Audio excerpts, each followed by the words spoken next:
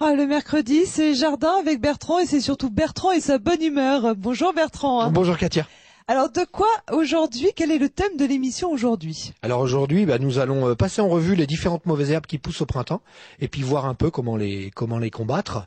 Et dans un premier temps, écoutez ce que Jérôme a à nous dire, pardon. Voilà, nous allons retourner à l'Institut Lemonnier à Caen, avec Jérôme qui va lui nous faire voir comment on place des dalles au jardin. Alors aujourd'hui, je vous présente Jérôme pour continuer un petit peu dans les travaux paysagers. Jérôme, lui, est en première année de BEP à l'Institut Lemonnier. Alors Jérôme, t'as quel âge? 15 ans. 15 ans. Et toi, alors comment tu es venu à vouloir devenir jardinier? C'est un travail comme ça chez moi avec mon cousin. Et puis j'ai essayé la 3e et ça m'a plu. D'accord. Alors tu vas nous présenter les différents outils alors pour pouvoir faire de la création paysagère. Alors là, le premier outil, c'est quoi? C'est un niveau. Ça sert à regarder le niveau des bastings pour voir s'ils sont droits. D'accord, donc un niveau à bulle. Qu'est-ce qu'on a ensuite? Le décamètre qui va servir à mesurer la longueur qui est là.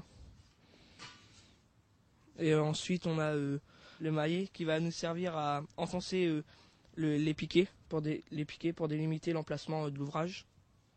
Ensuite on a les piquets à proprement dit. Ensuite on a la massette qui nous sert à enfoncer l'ouvrage. D'accord, alors ça, la massette, c'est vraiment pour ne pas abîmer le matériel, c'est ça? Ouais. Elle est en gros caoutchouc. Les deux outils là qu'on a là? La pelle va nous servir à ramasser le sable pour le mettre dans notre ouvrage. Ensuite, nous avons le râteau pour mettre à niveau. Ensuite, on a la règle qui va nous servir à tirer le sable en trop. Ah, vas-y, approche-toi un petit peu parce que j'aimerais que tu nous fasses voir un petit peu comment toi tu as réussi à tracer une perpendiculaire là avec une drôle de méthode. Tu vas nous expliquer ça? C'est la méthode 3-4-5 qui consiste à mettre 3 piquets en angle droit pour former une longueur. Et on a les bastings qui nous servent à tenir tout l'ouvrage, le sable et à mettre droit. D'accord. Eh ben, écoute Jérôme, je vais te remercier pour ce clin d'œil extra, puis je te souhaite bon courage pour la suite. Merci, à vous aussi. Au revoir. Qu'est-ce qu'on en apprend, Bertrand, des choses avec ces jeunes étudiants? Ah, ils sont doués, hein? C'est un bonheur, hein? Ah oui, oui. Alors donc aujourd'hui, c'est le traitement des mauvaises herbes. Alors ça, c'est Oui. intéressant puisque je pense qu'on est très nombreux justement à avoir des soucis avec les mauvaises herbes. Déjà, qu'est-ce que c'est les mauvaises herbes? Alors normalement, il n'y a pas de mauvaises herbes, hein. Il y a que des plantes dont on ne connaît pas l'utilité. Ça, c'est la première chose. Donc, généralement, nous, les jardiniers, on dit plutôt une plante adventice. C'est-à-dire que c'est une plante qui pousse dans une culture où elle a rien à faire. Donc, c'est quand même mieux de dire adventice. Mais bon, on dit mauvaise herbe vulgairement, quoi. Alors, je commence par la plus connue. Oh, l'ortie, celle on qui en pique. fait des soupes. Voilà. Urtica dioica. Alors ça, l'ortie, tout le monde la connaît. Même l'animal le plus bête sait reconnaître une ortie. C'est certainement la plante la plus connue du monde. Tiens, en parlant des orties, ce qui serait peut-être intéressant de rappeler, où est-ce que ça pique? C'est sur le dessus ou le dessous de la feuille? Alors, partout, il y a ces petites aiguilles, en fait, qui sont très cassantes. Voilà. Et alors, dans les écrits, elle est tellement bonne, l'ortie, que si jamais elle n'avait pas ses défenses, elle n'avait pas ces petites aiguilles comme ça, elle se ferait dévorer très rapidement. Oui, mais nous, quand on la touche, c'est quand on touche le dessus ou le dessous de la feuille? Alors oui, c'est vrai que si tu la prends de bas en haut, t'es beaucoup moins piqué que si tu viens carrément poser ta main dessus. Voilà, c'est ça. Donc c'est plus le dessus de la feuille en fait. Et là, tu vois, elle a commencé à sécher forcément avec dans le studio, il fait très chaud et elle pique plus du tout. Ouais, voilà. Alors dernière petite chose au sujet de l'ortie, on en parle souvent. Il y a 30 espèces d'insectes qui sont inféodés à l'ortie. C'est-à-dire que si l'ortie venait à disparaître, il y aurait 30 espèces d'insectes qui disparaîtraient avec elle. Alors évidemment, les 30 espèces ne sont pas au même endroit dans un jardin, mais c'est à travers la planète, quoi. Voilà. Alors là, c'était l'ortie. Maintenant, dans le petit seau de jardin de Bertrand. Voilà, on a du jardin de Bertrand aussi, d'ailleurs. La bourse à Pasteur. Là? La bourse à Pasteur. La bourse à Pasteur. Oui, parce que alors c'est une brassicacée, famille des crucifères. Regarde bien les petits fruits qui vont donner les graines. Voilà, ils sont en forme de, on va dire, coucougnette parce qu'on est à la télé, quoi. Donc ils ont appelé ça les bourses à Pasteur. Voilà. Ouais, faut avoir de l'imagination quand même parce que. Oui, mais avec les plantes, il y a toujours beaucoup d'imagination, des petites choses, voilà. Le pissenlit. Ah oui, là on le connaît celui-ci. Le pissenlit. Alors qui porte comme nom latin Taraxacum. Tarax c'est le trouble et Arcos c'est le remède. Hein. Regarde Bertrand, regarde comme tu es beau avec le pissenlit qui te va juste au-dessus de l'œil. Même le mettre là pendant l'émission. Et on peut aussi faire de la salade avec les feuilles de pissenlit. Ah oui. C'est très bon ça d'ailleurs. c'est très très bon, oui. Faut bien mastiquer, alors, mais bon. un petit peu plus, si je veux les passer en revue. Voilà. Alors là, le gallium. Tu nous as amené la terre qui va avec, hein. Voilà, le gallium. Alors, c'est le gaillet, tu sais, ça colle partout sur les habits. Hein, quand tu te balades en forêt et tout, tu te retrouves avec tout un tas de petites branches collées dessus. Voilà, c'est une rubiacée en fait. Hein. Je ne bouge pas pour Michael. Voilà. Pardon. Voilà. Hop, super. Voilà le gallium. Donc ça c'est la petite plante qui colle partout. Voilà. Alors je vais aller un peu plus vite quand même. Hein. La Véronique. Pourquoi Véronique? Parce que c'est une véritable Véronique mais sauvage, hein, qui n'a rien à voir avec la Véronique améliorée. Voilà. Ah, avec le prénom, je ne sais pas. Faudrait regarder. Tu vois, qui fait des petites fleurs bleues, c'est sympa. Oui. Enfin, c'est sympa. Chez les autres, hein, dans le jardin des autres. Donc en général, ces plantes-là poussent beaucoup plus vite qu'une plante normale. Ah oui. Bah, tu sais que la nature a horreur du vide. Et alors, ces petites plantes-là l'ont bien compris. Et puis, dès qu'il y a un endroit libre dans le jardin. Alors ça, c'est le mouron blanc. Parce que tu sais que des mourons, il y en a plusieurs. Hein. Tu as du mouron rouge, mouron bleu. Ça, c'est le mouron blanc. C'est une petite stellaire. Hein. Stellaire qui veut dire étoile. Voilà. D'accord. Ça, je t'en avais parlé quand on avait parlé des légumes. C'est ce qu'on appelle vulgairement les laitrons. C'est tout simplement une laitue mais sauvage. Hein, donc une laitue vireuse. Hein. Il y a un petit lait, un petit sucre à l'intérieur, une petite sève qui est assez dangereuse. On peut la manger ou pas? Ah non, pas du tout. Pas du tout. Non, c'est l'ancêtre de la salade. Hein. L'érigéron. Alors lui, l'érigéron, il a une particularité. Ça fait des jolies fleurs. C'est une composée. Hein. Mais il résiste à énormément de désherbants. D'accord. Ah, donc il pousse un tout petit peu partout. Allez, rapidement, le sénécio, hein, le senson, voilà. Et puis, en dernier, voilà, le trèfle. Tiens, Voilà, donne-moi le trèfle, des fois qu'il y en a un 4 feuilles dedans, on sait jamais. Ah, pourquoi ça peut pas, oui. porter bonheur. Voilà. Alors, qu'est-ce qu'on doit faire, Bertrand, avec toutes ces mauvaises herbes? Alors, première chose à faire, quand on n'en a pas beaucoup, tu vois, on va utiliser la gouge à asperges que j'ai ici. La gouge à asperges. Voilà, gouge à asperges.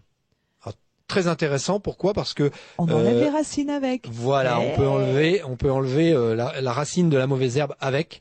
On peut même aller chercher les drageons sur les végétaux, sur les arbustes. Tu vas les chercher directement avec la gouge à asperges. Et puis normalement, évidemment, hein, c'est fait évidemment pour arracher les asperges, pour pas les abîmer. Oui. Hein, voilà. Le PLB, moi j'aime bien. Hein. Le PLB, attention Katia. Tu es mon copain Bertrand. Pas de bêtises. Hein. Voilà, le PLB c'est prends la binette en fait. Hein, c'est le meilleur des produits. Bah oui, c'est donc tu mets un petit coup de binette dans les allées. Et la porte s'ouvrira. Et la porte s'ouvrira, voilà. Voilà, et donc un petit peu plus sérieusement, bah tu vois, on a apporté des désherbants.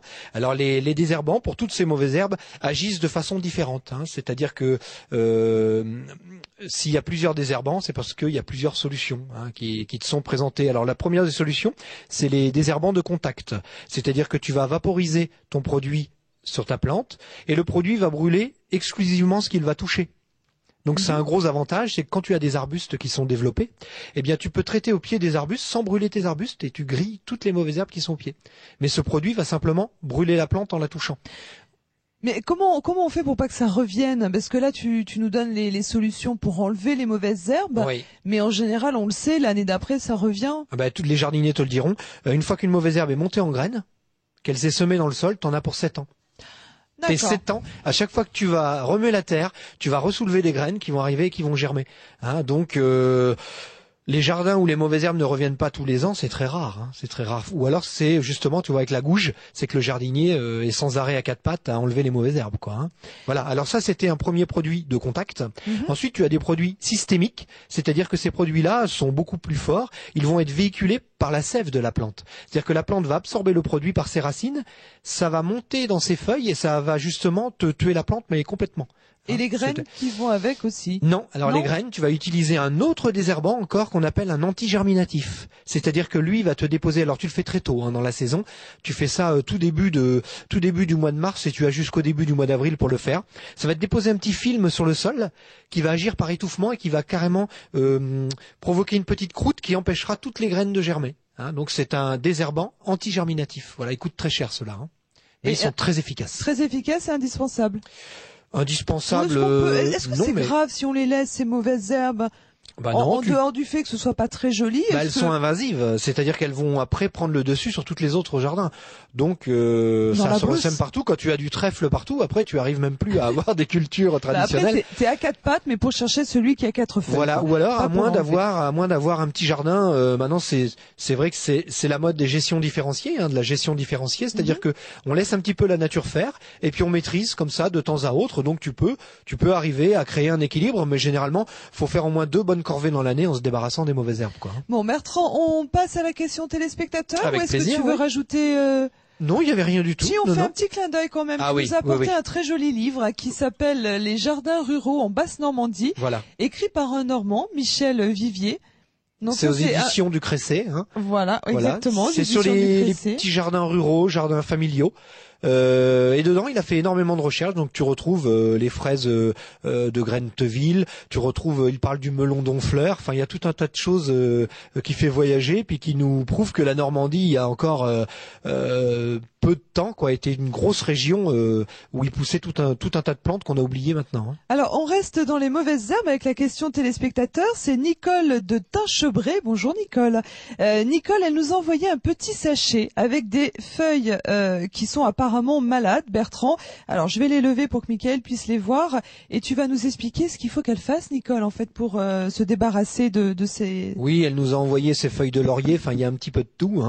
Alors, c'est un othiorinque qui est dessus. Si tu peux prendre une feuille qui est mangée, tu vois sur le côté, voilà, ça dessine des petites dents. Ça fait des petites dents de scie comme ça tout autour de la feuille. Donc c'est un insecte qui mange les feuilles qu'on appelle l'othiorinque. Et donc il y a une lutte biologique contre l'othiorinque qu'on appelle le larvanème. C'est une petite poudre que tu vas mélanger dans de l'eau tiède. Tu vas vaporiser tes plantes malades. Et donc il y a une petite bactérie qui systématiquement va aller parasiter l'othiorinque. Oui, fais attention avec tes mains, essuie bien. Voilà, mais ça s'attaque pas à l'homme. Et alors, tu vois, ces végétaux ont l'air bien malades parce qu'ils sont très chétifs. Et bien souvent, les insectes comme l'othiorinque sont vecteurs d'autres maladies, c'est-à-dire que par la suite, tu as des maladies cryptogamiques qui vont arriver sur les plantes. Donc, faut prévenir notre téléspectatrice, voilà, qu'il s'agit d'othiorinque. Donc maintenant, elle se rend chez son pépiniériste ou dans sa jardinerie préférée.